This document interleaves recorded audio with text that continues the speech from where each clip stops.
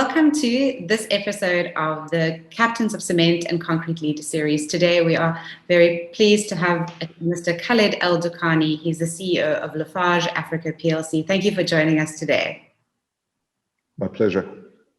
So I'd like to ask you how your enterprise has dealt with the very topical COVID-19 problem, and how have you been managing the situation, kind of your approach to unpredictable times? Well, actually, in Nigeria in particular, the real impact of the pandemic started by late March, early April.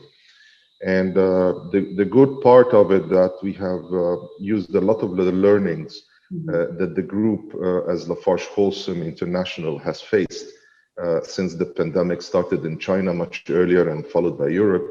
So there were a lot of learnings that we have really copy-paste in Nigeria in anticipation of the pandemic coming in. So we categorized health and safety of our people as our top priority. We knew that the hit is coming to our markets as well, so we were very well prepared with the infrastructure, with the medical support.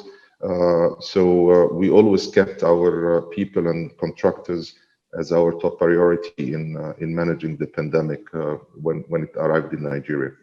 On the second level, we have put the right levels of action plan to manage our costs in anticipation of the drop or the slowdown in the market following the pandemic. I think we have delivered very good results in 2020, and we have really managed the situation over the 9 months of 2020 in a pretty well shape. It's very good to hear that it hasn't had such a terrible impact on your business operations. Talking about challenges, let's look a little bit more broadly. So beyond COVID-19, let's talk about the industry in kind of Africa and the Middle East. What are the major challenges that you're facing at the moment? What we saw over the last year, and I believe this is still carrying on in 2021 as well, the market is facing three main challenges. The first challenge, of course, is the drop in the oil prices, where Nigeria mainly relies on oil as a main source of income for the country. And this is leading to a slowdown in all mega projects that the government has promised to finance over the last 1 year. This has showed a significant slowdown. The other thing, that big part of our customers are what we call key account customers, which is the major construction companies on the private sector. We saw a significant slowdown from these companies during the lockdown. First of all, it was 3 to 4 months, a complete lockdown in Nigeria where people were not allowed to move. All of the big projects have technically closed down. So this created a big shortage in the demand of the market, either from the mega construction companies or as well the government projects as well. The third element, which really, again, another consequence that between the pandemic, economic slowdown, and the oil prices drop, there was a significant shortage in the foreign currency that has led to scarcity of dollars, as well as significant inflation in the local market. And now we can see that there is a huge gap between the dollar prices declared by the central bank and the real trading dollar price in the parallel market. And this is another one of the big challenge that we face. So in summary, mega projects slow down, drop in the government financing for the big projects, and a huge devaluation on the currency compared to 2019 and earlier. Okay. Have you seen any particular opportunities that have either arisen out of these challenges or that have just presented themselves independently? Well, technically, the opportunities are always a result of the challenge that we face in any particular market. And I think for Lafarge Africa, the real opportunity that it allowed us to focus more on our cost, regionalize our organizations, make sure that people are more focused on production and efficiency of production to mitigate the drop in volumes and prices.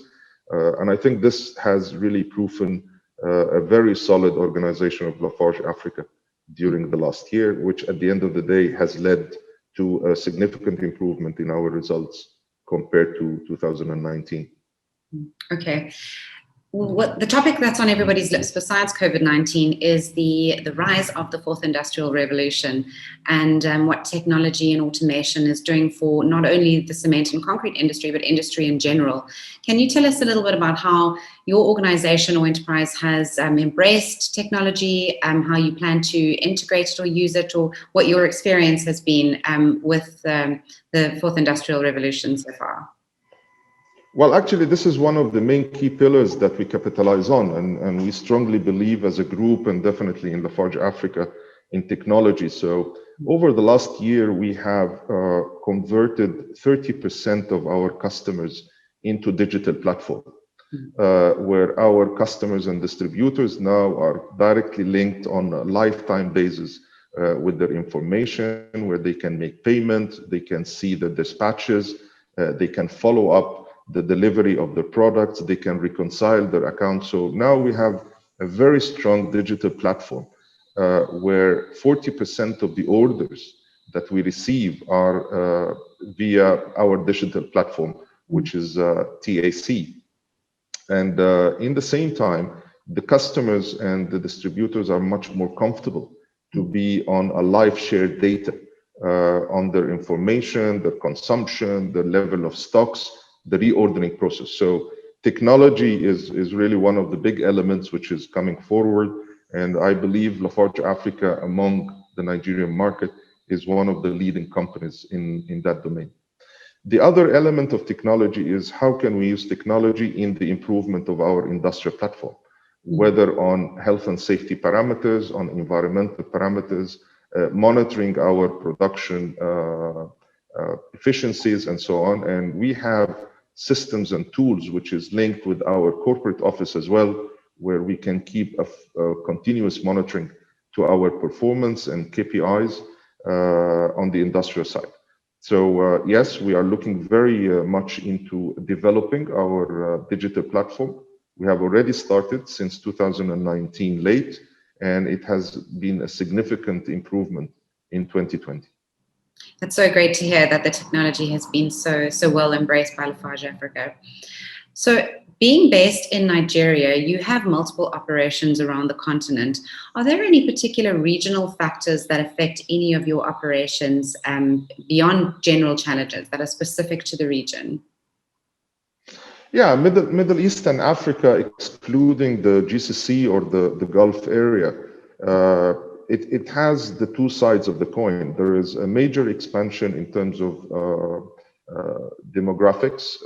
Number of people are increasing at a level beyond the growth in Europe and the US. Mm-hmm. This from one side is very positive because it always creates additional demand every year.